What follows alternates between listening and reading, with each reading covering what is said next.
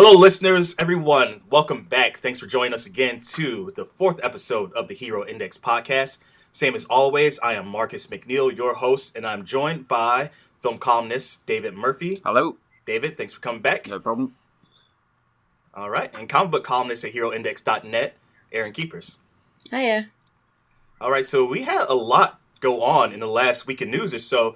We were down for a week. Now we're back. We're going to get into a lot of topics. First and foremost, the big news this week was that Phil Lord, Christopher Miller, who were helming Lucasfilm's untitled Han Solo film, exited the project, citing creative differences with Lucasfilm, with only 3 weeks left in principal photography. Just recently, director Ron Howard stepped in to fill their role and finish the project, and also pick up on what will likely be extensive reshoots going on later on this summer. This has made a lot of waves. We know that so far, this film doesn't seem to have any sort of critical issues that have popped up.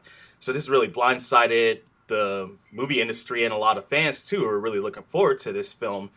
And the prospects of a director dropping out, being replaced by another director, probably doesn't sit well with a lot of people. But first off, I want to toss this topic to David. David, what are your thoughts on Phil Lord, Christopher Miller leaving the Han Solo film and Ron Howard stepping in, and what might be the driving force behind all of this, aside from the usual creative differences cited by Kathleen Kitty with Lucasfilm and Miller and Lord, who have commented on it so far? Okay, well, I'm quite disappointed that Lord and Miller have been removed from the film, because obviously they've done very good work on the Lego Movie and the Jump Street series, which was far better than it really had any right to be. But they are a bit, I don't know, cheeky, a bit anarchic. I'm not sure. Disney must have known that they were like that, and must have known that it's not a risk necessarily, because they've done really good box office with their previous work, but obviously they weren't. Yeah, they're obviously worried that it was teetering a bit, and the fact that they've gone completely in the other direction and brought in Ron Howard, who is a safer pair of hands as you can get in Hollywood, suggests that they are becoming very protective of the film now, and probably just the Star Wars franchise as a whole. I mean, we saw this with Rogue One. They didn't like what Gareth Edwards initially gave to them in the first cut they saw of Rogue One. That underwent. That's a good point. They reshot like half of that movie. Yeah. Mm-hmm. Which actually worked quite well, because most of the trailers we saw weren't in the actual film, so most of it was a big surprise. And Rogue One was great. Probably the best Star Wars film since Empire. I've put an article up on HeroIndex.net saying that Star Wars has always had adversity. It's generally thrived in it. Of course, you know, the inverse of that is the prequels, where Lucas had more money than God and was able to do whatever he wanted. And yeah, we all know how that turned out. So I'm not sure we should be worried about it. I am a bit worried about Ron Howard. He's a good melodrama director, but when it comes to action, I think he's always been a bit sedate, really. I kind of wish that I'm sure he's busy, but I'd kind of wish they'd give it to someone like Spielberg, or maybe some other hot new talent, because I don't know, Ron Howard's just a bit ordinary. Maybe I haven't forgiven him for all those Dan Brown films I've had to sit through over the years, but particularly Inferno. I forgot he did all those. At least you paid me for that one. The last one was on the house. Yeah. But yeah, I mean, we still know so little about it. I mean, it's done principal photography. So, I mean, was any of the just film? about, yeah. They got 3 weeks left, which is really, really close. Yeah, nothing was in the can. What they obviously intended, the script would have been ready, I would have imagined. The casting's still all in place. It's just probably going to be a safer take. But probably as a result, maybe less fun, but probably more consistent as an end result, I think. So that's my take on it for the time being. What do you guys think? Yeah, the disappointing thing, though, is that, like, with the Han Solo movie, you kind of want it to be really cheeky. You really want it to have, like, a fun, roguish tone. Yeah, definitely. Because that's who Han Solo always has been. So if they take that, if that like that was the creative difference that they were seeing, if that's like what they're wanting to kind of tone down on and go with something a little bit more dramatic, a little bit more maybe what would sort of fit in with the Rogue One sort of tone. Yeah, I'm not so sure that might be kind of disappointing. Work. Yeah. Isn't the pitch going to be? It's supposed to be like a proper Western, almost comedy in space. They had to have known that Lord and Miller were going to have a very unique sort of take on this movie when they hired them and brought them in. So absolutely. And to go through filming to this point, 3 weeks away from principal photography, I'm kind of divided on here because to what David is saying, yeah, these things happen, and it seems the Star Wars films especially seem to be always mired by hiccups in production. I think this is the first time we really got this sort of late stage game change in a Star Wars film, especially with this project.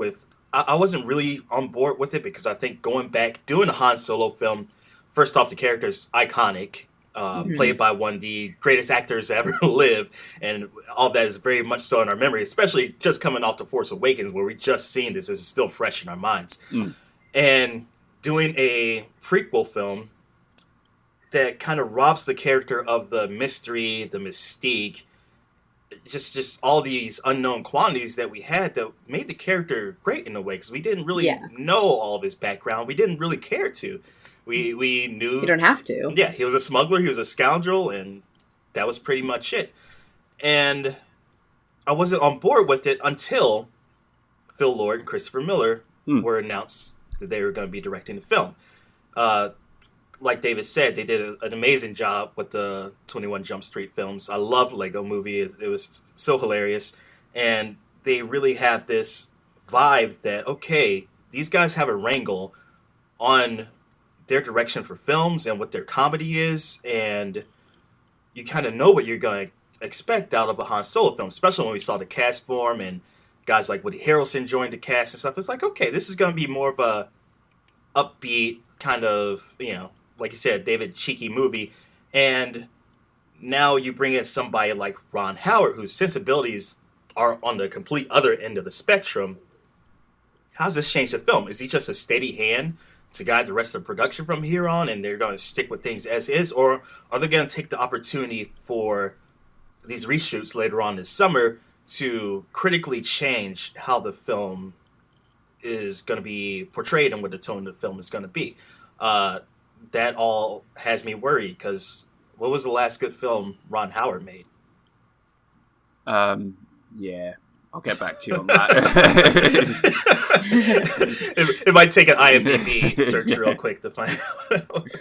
And that's not to dispute the man's talents, because Apollo 13 is great, one of the greatest movies ever made. And even going back as far as Night Shift with Henry Winkler and Michael Keaton back in the 80s was one of my favorite comedies back then too. He definitely has that thing, and of course we can't forget he wrote and developed Arrested Development as well too. So he has that comedy DNA flowing through him. We haven't seen it much as a filmmaker recently, but he is capable of it. But it's a very different sort of comedy than the more kinetic thing that we expect from Lord and Miller.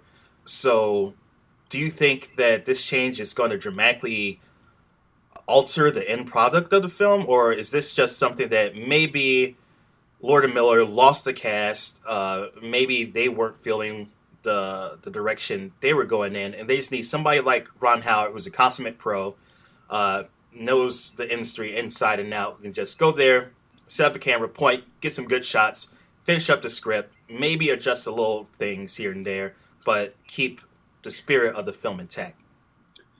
Yeah, I think, well, as I've already said, I think it does suggest that the project was going a bit awry as far as Disney were concerned, or Lucasfilm.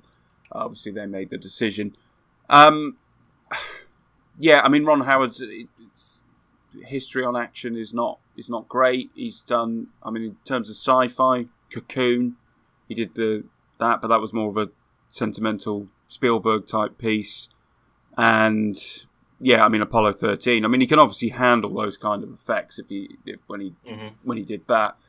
But yeah, comedy-wise, yeah, he did Arrested Development, which is one of the greatest sitcoms ever.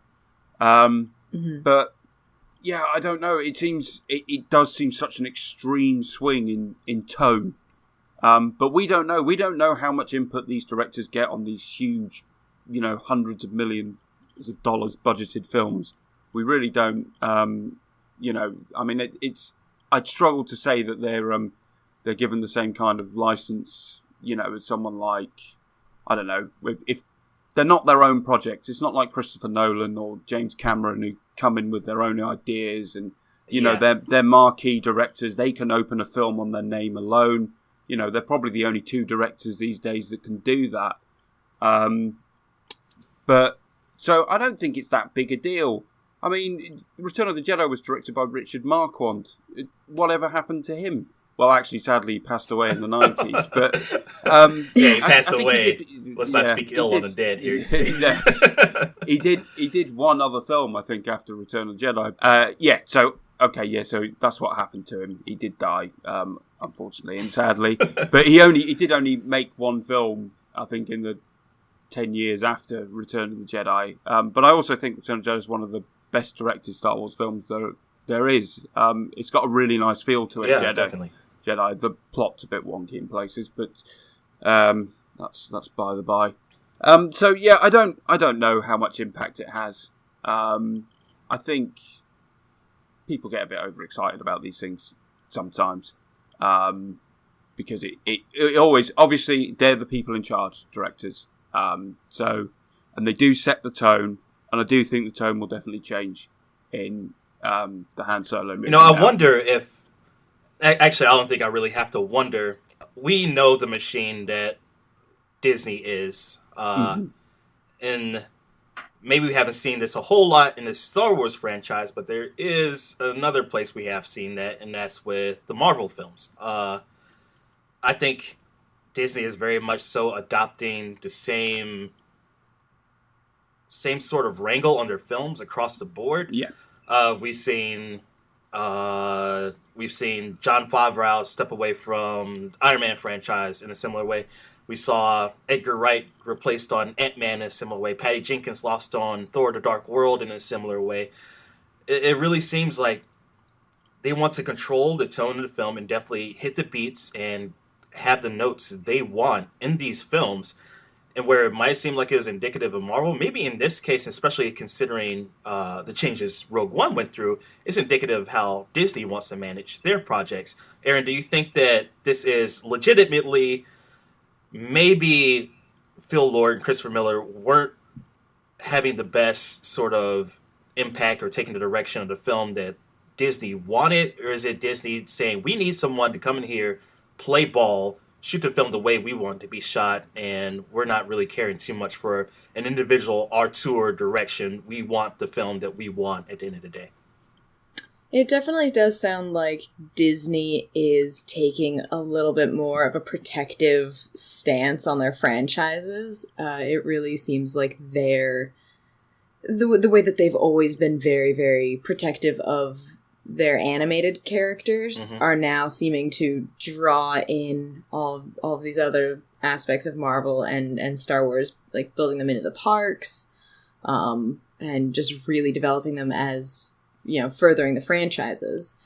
So I could definitely see that being the reason why so many of these projects have gone through such changes, little and drastic, just because it kind of makes sense from a production standpoint, and a financial standpoint, that Disney would want to really, really carefully control what they're putting out under their brand name. That being said, it's probably very stifling of creativity. Yes. And so that's not necessarily a great thing for, like, art. So hopefully it was, not as big a deal as it might seem. Like, it really is weird, though, that they've been working on this for 2 years, and it's only now that they were like, you know what? We don't like where you're taking this. Like, have you not seen that coming? Yeah, and anybody who's aware with the film industry knows that they're getting dailies. They see Yes. everything that's happening, and to think that somehow they've seen everything and everything's been good up to this point, and all of a sudden, nope, you guys aren't right for the film. You need to step That's away. weird. Yeah, that's why I'm sorry, but I'm kind of smelling bullshit on this story a little bit. And of course, they only cite creative differences. Recently we've seen, okay, Zack Snyder exited Justice League with Warner Brothers, but he had a family tragedy. Everybody understands why he had to step away. Here, they haven't mentioned anything, so we're left to our own devices to try to deduce what may have gone on set. And when you just say creative differences, and I think here's a telling sign too, Lucasfilm put out a press statement saying that Ron Howard would be a calming, quote-unquote, presence on the set. And that had me sort of stroking my chin a little bit. Like, why would they use that term in particular? It seems like a subtle jab at Lord and Miller, almost like there was some sort of chaos on the set, and maybe things were out of control. I don't know. Were they having like cocaine hooker parties out of their trailers? Are we going to be getting rant tapes? Are we going to get leaked footage and audio? So it makes me think that maybe it was not more or less the approach they had as much as it was the directing style and what they were getting maybe out of their actors and out of the crew, because at this point, if they didn't really like what they were going in and it was purely creative differences, they basically would have to reshoot the entire film. They had to film it all over at this point in time. So I can't really buy their statement as it is right now without really assuming the worst case scenario might have took place. I don't know if that's right, but that's just my personal feelings on the matter. Yeah, again, I mean, we've seen it throughout genre history. Richard Donner getting removed from Superman 2 to be replaced by Richard Lester. Oh, yeah. That was obviously a huge deal at the time. I'm not the biggest fan of Richard Lester's take on it. The Richard Donner version is massively superior. In fact, in my opinion, one of the best comic book films, superhero films ever made. But clearly that was a case of the Salkins, the producers, they were never happy with Donner directing the franchise, and they just decided they'd had enough. But at some point, they must have seen something that was working together for them to get the job. But just who knows? It's pure conjecture. The creative differences is such a blanket term. It could relate to anything. It could relate to the script. It could relate to the performances they're getting from the cast. Are they even getting the performances from the cast? Do the cast not like the directors? So it could be any number of factors or just one factor. But they do seem to have been dumped quite unceremoniously. They were actually fired, weren't they? It wasn't normally the directors tend to walk away. I believe so. Normally they tend, because Edgar Wright left Ant-Man under his own volition. Is that right? He just went, "This isn't what I want." Yes, he's basically said, "I can't take the notes that Marvel wants me to take. I'm not making the film I wanted to make. I need to step away." Marvel had to search to bring someone else in. This is, and especially with how quick it happened with Ron Howard being given the job to direct. It was in the course of 48 hours, I think. So it definitely felt like they were marched off set, and then Ron Howard just shoved right in to pick up the camera. Does that mean that they had already approached Ron Howard about that? Do you think? They had to. Yeah. I mean, that was a very fast turnaround. It's like, I doubt Ron Howard was just sitting on his couch playing PlayStation, waiting for a random phone call to come through.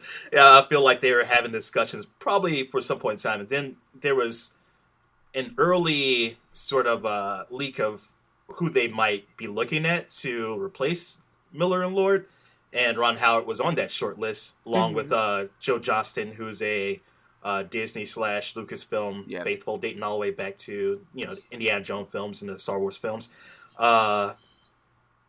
They clearly just wanted someone in their wheelhouse to come in, stay to the project, who wasn't going to fight them on anything, and that was that. So I think if they went the other direction and they got a young director or a young group of directors or something like that, it would lend more to the idea of, okay, maybe there was just something not syncing up with Lord and Miller and Lucasfilm on this, and they're still going to try to go with the same direction. But the fact that I don't want to call Ron Howard a yes man or anything like that, but he's just going to come in, be very workmanlike about getting this film done. He's reliable. Yeah, exactly. Which makes me think maybe Lord and Miller weren't quite the professionals that they thought they were getting when they hired him for the project. Maybe the thought of them going on press tours, junkets, things like that, started making them get second thoughts a bit and thought it was best to just part ways at that point in time and go somewhere else. But we're going to skip from this topic, go to the next. We'll remain to be seen as this develops, and hopefully we get a trailer for Han Solo film out of D23, something like that, so we can kind of see where things might be going with this. But another interesting debate and news that popped up this week is that the Venom film in the Spider-Man franchise with Sony, it was announced lately, I think a few weeks back, that they would be producing fully their rated R Venom solo film with Tom Hardy in the role of Eddie Brock as Venom, that would kind of take place outside of the MCU and would be part of Sony's standalone Spider-Man universe without direct ties to Tom Holland's Spider-Man. Producer Amy Pascal with Sony, in a recent interview, seemed to counterpoint that. First, we heard leaks that, yes, this will take place in the MCU, and everybody thought, like, okay, well, now it makes sense because, okay, Tom Holland could possibly be in it, and Spider-Man, there's a possibility Spider-Man may appear in the film, and all seemed right. But Amy Pascal got caught in an interview alongside with Marvel Studios president Kevin Feige about the stance of Venom in the MCU. And if you're listening to this right now, you probably got to pause this, stop, go check out this video. It's on YouTube. You can find it, no doubt. Look at Kevin Feige's face as Amy Pascal confirms that this film is in the MCU. This man is fucking blindsided. This was apparently news to him because he was caught like a deer in the headlights. I feel like it was a repeat of the Mike Myers Kanye West situation. George Bush apparently didn't care about black people. And he's sort of flabbergasted by it, and Pascal confirms, yes, and she used the term adjunct to the MCU, but was very clear that, yes, there's a possibility for Spider-Man to be in this film, and it takes place within the same universe. And it seems like maybe Marvel and Sony are not on the same page about this. Does this seem weird to anybody else, or am I just looking way too much into this right now? No, it's definitely weird, but the deal is weird that they've got, and it makes sense for Sony to be leeching off Marvel as much as absolutely possible. But likewise, if I was, Kevin Feige or, involved in the MCU, it's a little bit worrying. It's stuff like this that brings down empires eventually, because it's what is the deal between Sony and Marvel now? They've obviously, have Marvel had to kind of sell their soul to Sony to get their biggest star, as it were, back. Not that they need him now, because they've made all their other properties huge stars. But it's going to get confusing for audiences. Absolutely. I'm already confused. Yeah, well, I'm confused. And we write about this on a weekly basis, and it's just, well, what does this mean? So it's going to be a Venom film without Spider-Man in, but it's part of the MCU. But Sony can use Spider-Man still. I think here's the thing. Want to. Yeah, here's the thing. Here's the Marvel deal with Sony, as I understand it, and that's that Marvel has the ability to, for X amount of films, I think Tom Holland confirmed that it's a total of 3 films, so it seems like Civil War 1, Avengers Infinity War number 2, then another Avengers 4 would be the third one to take place in the MCU, then I believe 3 in the Sony sphere, so that would be Spider-Man Homecoming, its sequel, and then the third film after that. And Sony has the ability within the Spider-Man films to tie into the MCU, which is why we see Tony Stark and other Avengers characters in the Spider-Man Homecoming film. Mm-hmm. But it gets muddy when you go to having films that take place within the Spider-Man intellectual property that Sony has and how that relates to the MCU. I believe that, and it's still very fuzzy, but it's not part of the deal that they can make a Venom film and say, yes, this takes place in the MCU. They have no grounds to do that. But if they all of a sudden have Tom Holland in the film, probably even as a cameo role, therefore becomes a Spider-Man film, and they can push it into the MCU. Yeah, there's justification. Yeah, basically, Sony is exploiting a loophole in the Marvel in the Marvel deal, and like you said, Aaron, it feels like they're kind of taking advantage of this. Like, okay, not only are we piggybacking, we're going to the back door and letting our properties into the MCU so that we can really enhance the projects off of that exposure. It's like Marvel's building a mansion, and Sony was like, "Oh, we found an unfinished wall. Let's just build a whole new room." Yeah. Like this is our room, but it's like part of your mansion, but it's our room. Like, I mean, but the thing is it's kind of a smart idea for Marvel to let it happen. Like, if nothing else, it's gonna build fan goodwill, and it's gonna open the door for them to actually get all of their characters and their properties back under their own roof eventually. Like right now, they share with Fox, they share with Sony. There's various other people that other companies that own bits and pieces of Marvel's intellectual property, and eventually Marvel's going to want all that back. They're much stronger than they were in the 90s when they had to start selling off piecemeal all of these characters. I think the risk here is what you were mentioning too, Aaron, on brand control by Disney, which might be affecting the Han Solo film. You take Marvel still under the Disney umbrella, very, very much so about controlling their brand. Yeah. You have a R-rated Marvel property film, which that alone goes counter to the very PG-13 films that they're trying to make and the audience they're trying to appeal to.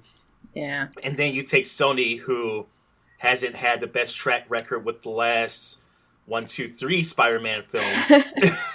And you run the risk of them damaging the Marvel Cinematic Universe brand if this doesn't work out. Now, if it does work, okay, you've probably added a different layer to the MCU.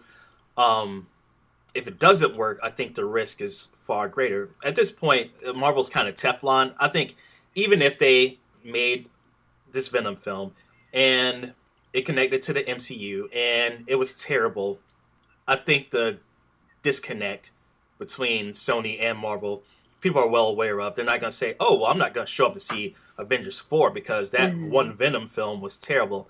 No, I think we're beyond that at this point in time. But I think this has more implications for the actual business dealings of Marvel and Sony. Agreed. They've been chummy so far, and there's been contention with the whole Spider-Man deal and everything like that, but the relationship has been strong enough between the two studios. They've overcome any sort of adversity that may have come up so far. I think this is the first real crack in the armor that we've seen for this deal so far. And it's going to be interesting to see how it affects it. David, do you think that maybe Marvel would be better served kind of seeing how it plays out? I mean, they don't really have a choice right now because they're locked into this contract. But do you think this is something that can possibly be a boon to Marvel Studios, or is this something that's going to easily backfire, or has it backfired already between the two studios? I think it's all going to end in tears. It's just voted no confidence. I just think Marvel should have just stumped up the money and bought Spider-Man back. It's not like they're short of a few dollars, is it? No, they own about 50% of all money ever printed. So. Obviously, Sony don't have to sell to them, and they probably wouldn't have done because you need your market share in what is by far the most dominant genre in cinema at the moment. But then again, Sony were just letting Spider-Man rot, basically. They've made 2 pretty disastrous, amazing Spider-Man films, and they clearly didn't know what to do with the character anymore. the only way they could really successfully bring him back is to do what they've done. So for Sony, this is working. But yeah, I think they've gotten greedy as well, which was always a risk that Marvel were taking with just opening this gateway to them. I don't know. The thing is, from Marvel's point of view, for Sony, this is everything. They're not a studio that's doing very well at all. No, they are not. They have had a lot of problems over the last few years. Which just is making me feel so weird about this, because it's like, okay, you're already struggling. Marvel extends you the olive branch that might pull your entire studio out of the muck right now, and you kind of spit in their eye about it by not handling this thing with the most tact they can. They can't even wait for the release of Spider-Man Homecoming to come out before they're already developing a bunch of other films. And let's also mention they have these solo villain films. I think they stated Mysterio this week is something they're looking at. They might develop Kraven the Hunter. They're already doing Black Cat and Silver Sable. Yeah, Black Cat and Silver Sable. Thanks for reminding me. And it's like, okay, this is exactly the shit boat they just got out of the Amazing Spider-Man films, where you try to do this world building way too quickly, and it all backfired on you, and you had to go to Marvel in the first place. Now they're just repeating the same mistakes all over again, while also selling in the goodwill of Marvel, who will not save them if they get back into the same boat again.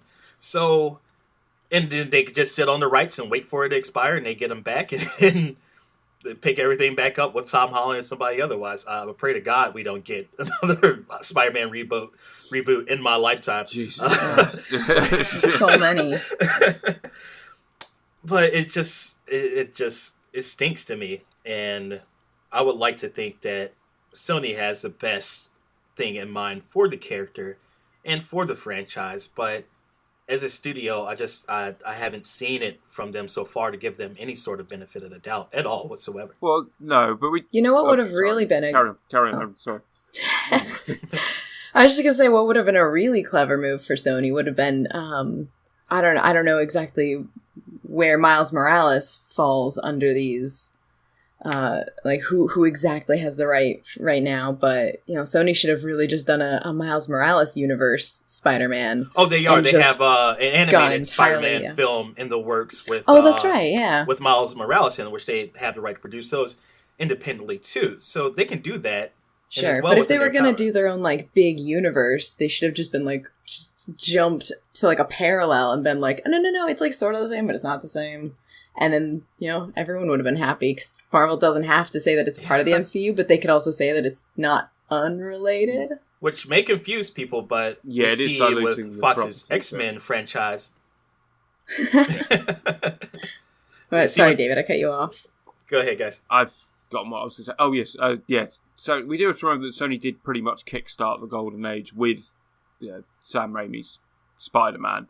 But I have to say, it's, by the third film, they were already showing signs that they didn't really know how to handle it. I think the big difference is so showing signs. It was more like a blaring, neon flashing lights. For Sony, this is all about money and attention. For Marvel, these are still their babies, and I think that we're already starting to see the difference that makes in terms of producing these films, and it's why Marvel have done such a great job over the last 10 years, and why other studios at times have struggled, because they don't have the people involved who are interested in these actual properties. They're just interested in the money they can make. And yeah, we've seen that with Fox. They've really struggled at times with the X-Men franchise. They've done great work on occasions, but they've also done some really, just horrendous films, Wolverine Origins and X-Men 3, X-Men Apocalypse, which I can't comment on personally because I didn't get round to watching it, but the reports were not great. But obviously, we've got Logan, we've got Deadpool. It's fine. X-Men First Class was a great return to form. It probably kept them in the game, to be honest. So, but again, we see all these inconsistencies elsewhere outside of Marvel. And the difference is obviously clear that, obviously the DCEU counteracts my argument because they're in the same situation, but they've got a very different studio set up at Warner Brothers.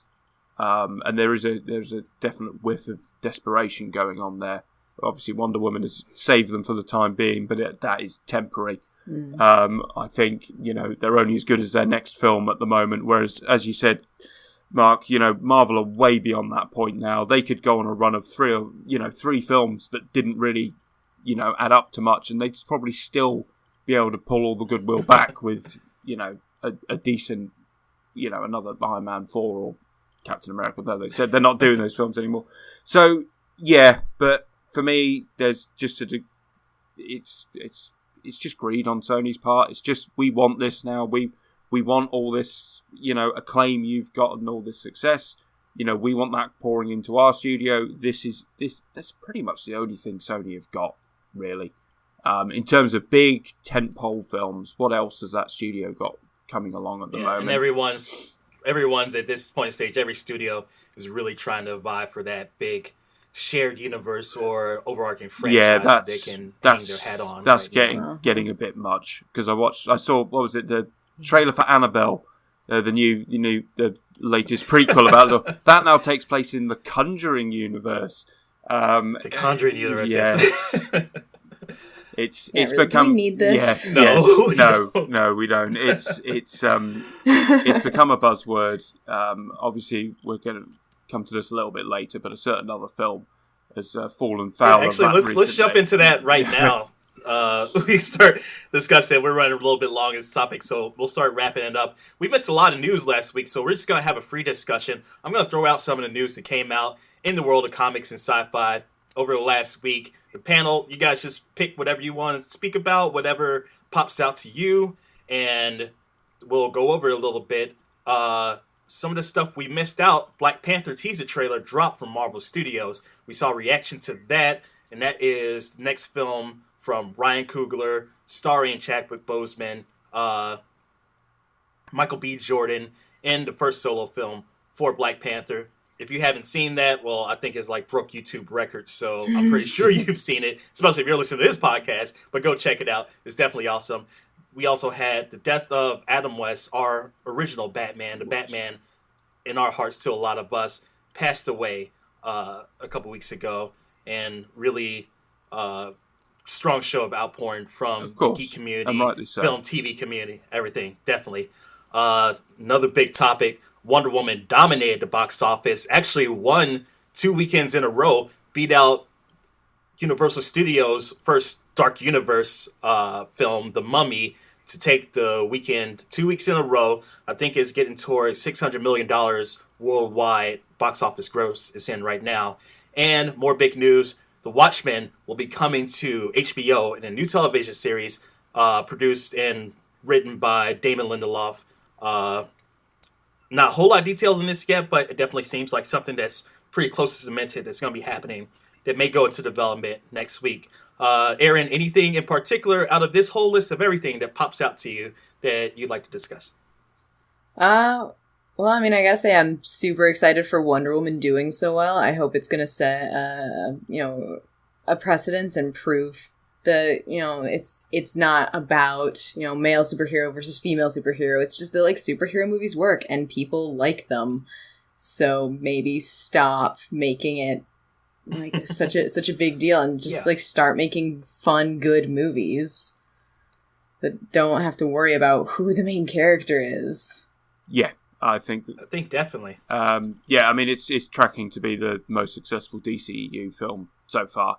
I sent an article to you, didn't I, Marcus, saying where I did a study for a audience intelligence company, saying that, pointing out how important sentiment is in terms of comic book films' success, and if they are genuinely acclaimed and loved by audiences, they do tend to make a lot more money. Deadpool outperformed both Dawn of Justice and Suicide Squad last year, and it was made for a fraction of the cost. So it is a very, very important force. And I think now for the DCU, it's just a case of making sure the Justice League delivers. I've still got a lot of reservations about whether it can, because it's not done a lot of good work in building its foundation, but that's the role they're on now. They've begun to get momentum, and they're going to see. I mean, I don't think Wonder Woman can hit $1 billion, which is still their target for these films, but maybe the Justice League can off the back of this. Yeah, and I definitely think that. Yeah, I definitely think it's week-to-week performance too, because I think it had a 39% drop-off or something like that in the second week. It was about That's 45%. insane. That's insane for a blockbuster. That's really, really positive. That's really strong. Yeah, definitely. Yeah, it was very minimal, so I think that bodes very well for it. And I think what really sticks out to me in everything is kind of the tale of two sort of like approaches to filmmaking too. Kind of took place in that weekend, because you had The Mummy come out, which is Universal's first film in their dark universe, shared universe. We were just talking about it. And I didn't see the film personally. Lucky David, you you. did. But from what I hear, is very much so putting the cart before the horse, sacrificing the movie for the point of world building.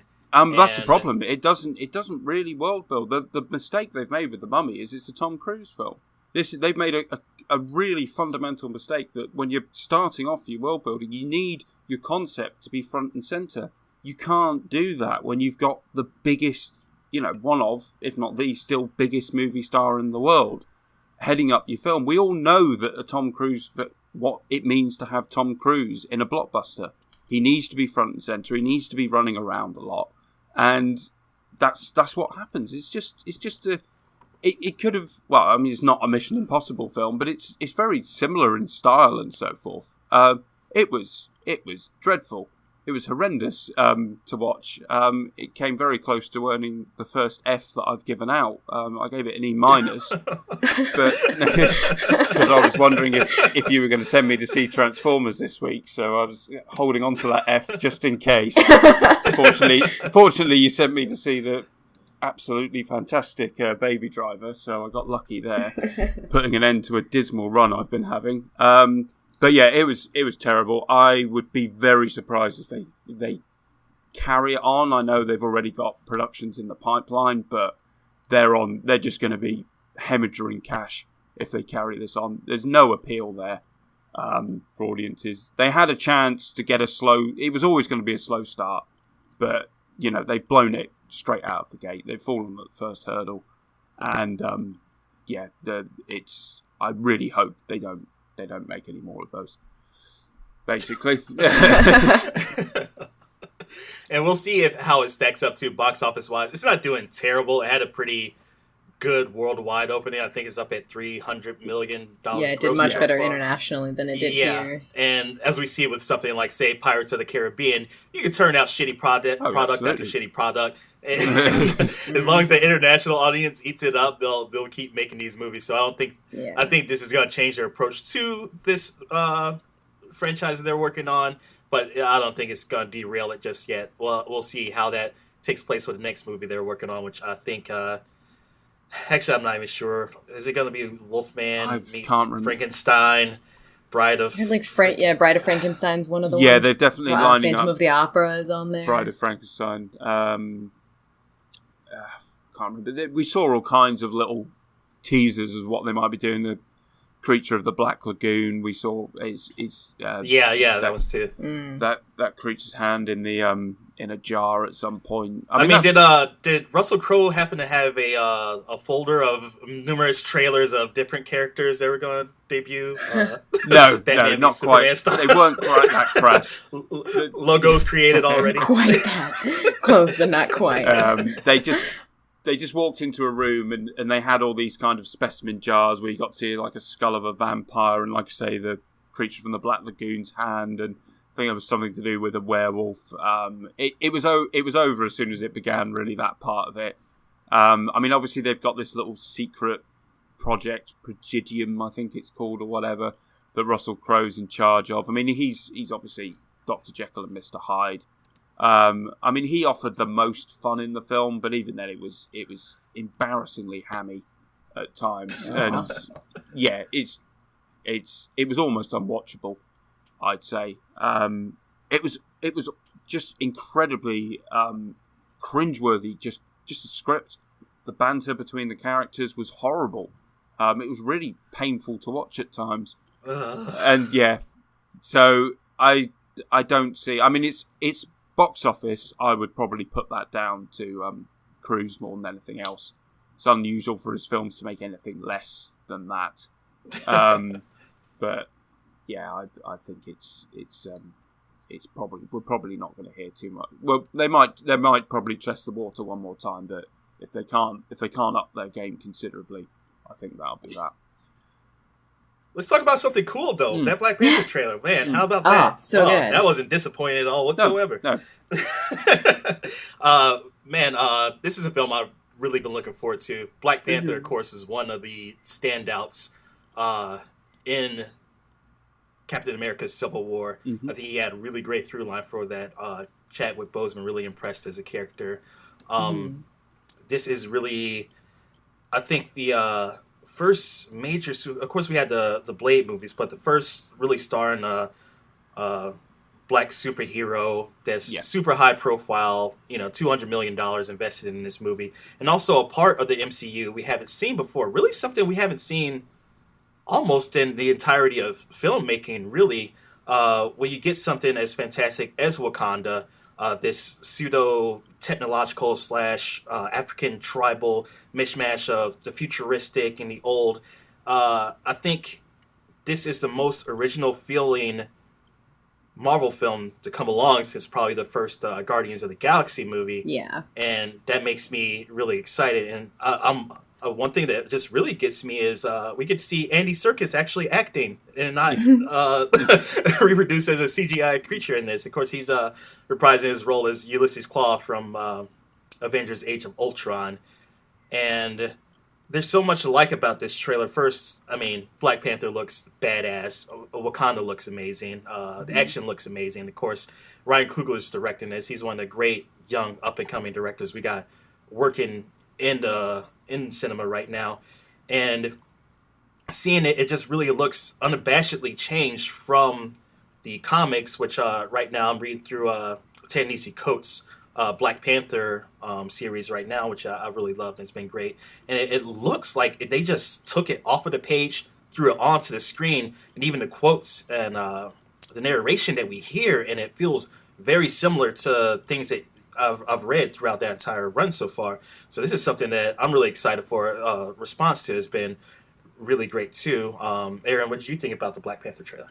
I think it looks great. I'm really excited, and like you said, it actually feels really fresh for the Marvel universe. Like, I gotta say, like, quite a few of their last movies have just felt very like repetitive. Like they're just kind of reheating the same leftovers over and over again, kind of like a little bit styling it like a little bit differently. But like a lot of their general tone has been the same, which is why like Guardians of the Galaxy really shook it up, because they're like, oh, what are we going to expect? So I hope that this is, going to inject a little bit of like fresh life into it and get people really excited for like Infinity, like that whole, because what they're doing, like it's 2 parts stuff. Yeah. So I'm hoping that it'll actually be fresh and not just be really dry and dragging. As far as Black Panther goes, I'm also really just happy that they didn't go with an origin story.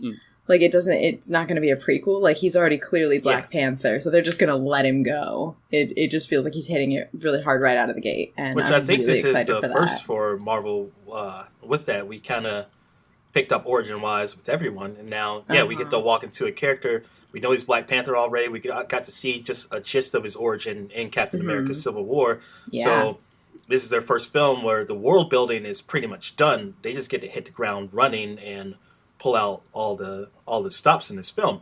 And I think what's feeling so refreshing about this movie is that we haven't really.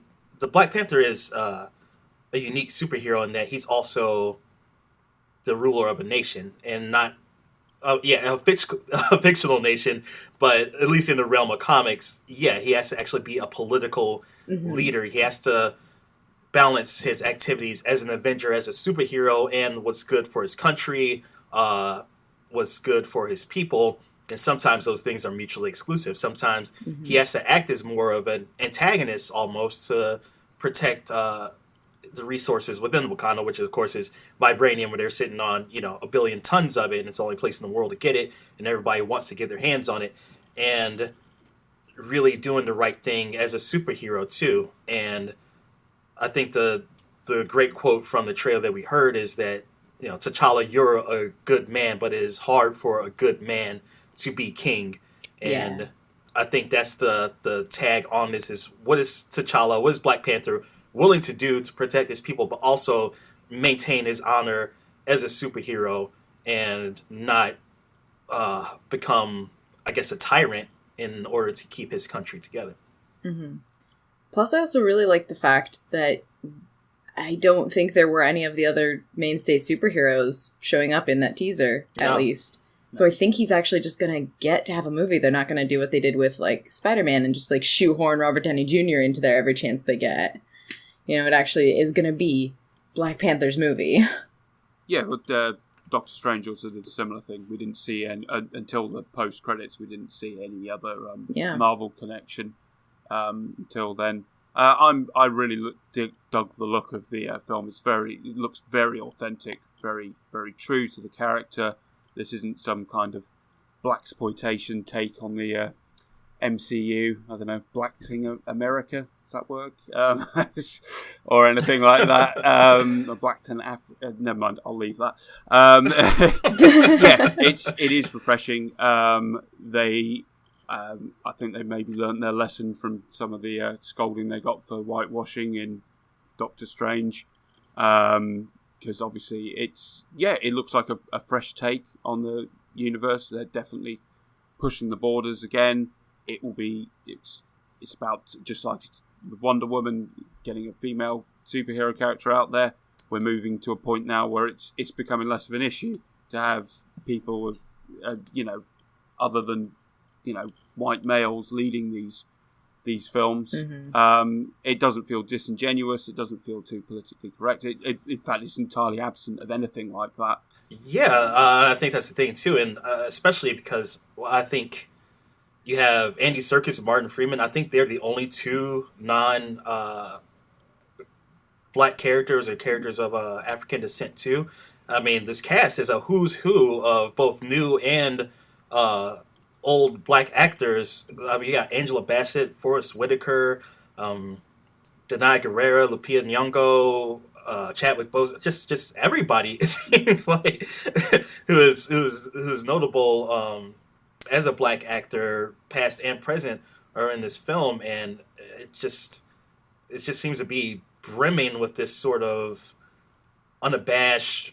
I don't want to say blackness or anything like that, but it's not treating it in a tokenish way. That's right. Yeah, it's not saying, "Oh, look at all these black actors," and they weren't overshowing really anybody. It felt very much just kind of like the standard action movie trailer in a way. Yeah. And that way, it normalizes it too. Like, yeah, this is actually, the cast so happens to be black, and that's how they approach it. And I think that is what's so hardening so far. It's like that's the perfect take and the perfect tone to have with it. Yeah. Not showing off too much and not trumpeting it up too much, but just saying, yeah, this is a black superhero. The cast is black, everything like that. But this is still a Marvel movie, and it could be special to the way that people feel about it, but they're not going to treat it any differently than they're treating anything else. And there's no overtones of race relations and politics or anything like that are influencing this movie. And I think even reception to it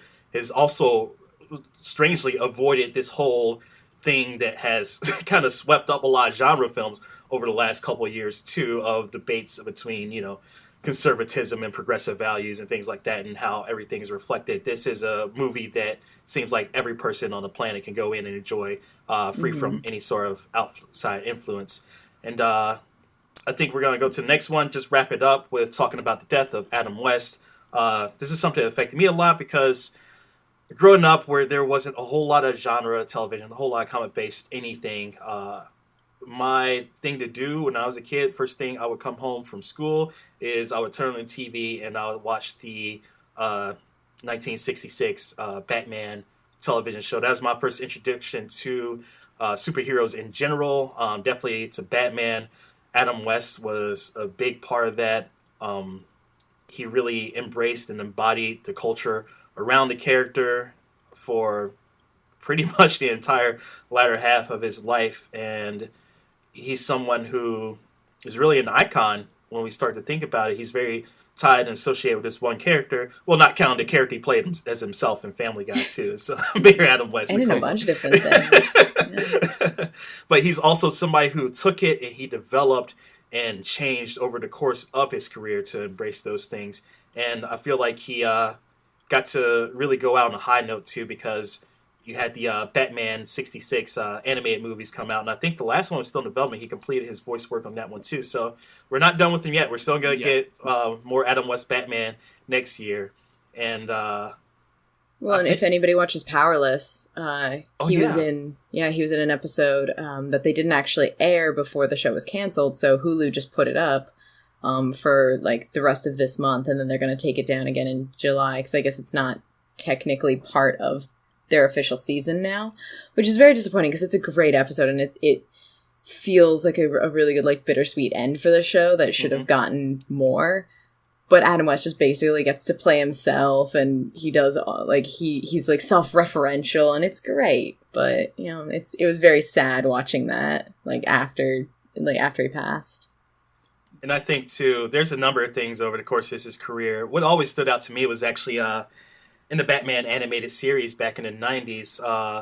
One of the best episodes of the show was Grey Ghost. The Grey Ghost, yeah. Adam West came back too. And it was kind of a meta commentary on his own career too, because he was a actor who couldn't get work because he was associated with playing this superhero that Bruce Wayne loved as a kid and everything like that. And he had to basically embrace that character to find new meaning in his life and to help Batman and help save Gotham City too.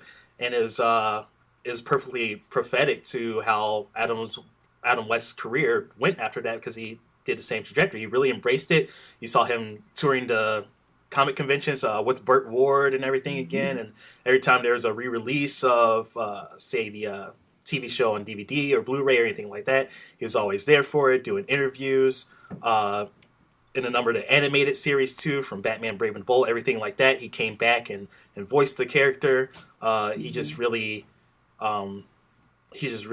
made it part of who he is and embraced the fans and embraced the culture around the character. And I think to him, to his last day, he was Batman in his own mind, and you couldn't fault him for it.